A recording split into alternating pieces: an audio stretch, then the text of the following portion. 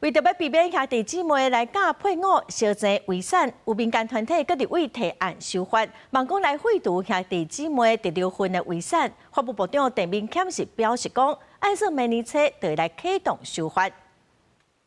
纪录片办讲座分享有着遗嘱的重要性。台湾遗嘱协会公布发动联署，废除兄弟姊妹第六份，有超过7700人呼吁，案件引起大家注意。有立委提案宣读民法兄弟姊妹第六份的制度。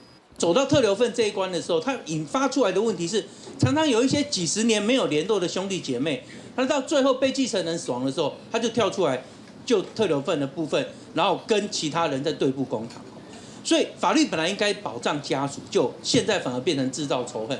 像那一对翁仔某，翁过身了有留600万的遗产，爸母已经无伫咧，因阁无生囡仔，因阁有2个兄弟，就算是在生的时阵有立遗嘱，遗产拢要留予因某。因果伊的兄弟当依法争取第六份，就是应该继承的1/3，一个人分100万。这项规定是民国19年制定，互人质疑已经跟袂着时代，爱修法。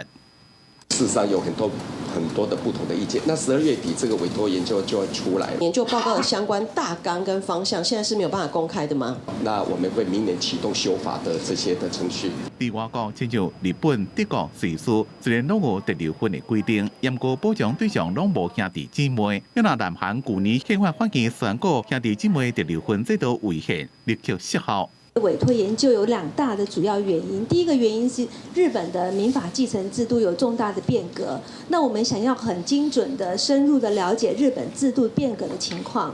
那第二个原因呢，是因为我们105年有个修正草案，但是因为各界的问题意见很多，那所以没有完成立法。其实，伫咧几多年前，法务部就把修法降低兄弟姊妹第六份的比例，已经甲法案送立法院。不过，迄当阵的立委任期就要改版无连续，无完成审议。即便第六份的问题，搁再引起大家注意。法务部讲，按算伫明年初开始有关民法继承篇的修法程序。记者综合报道。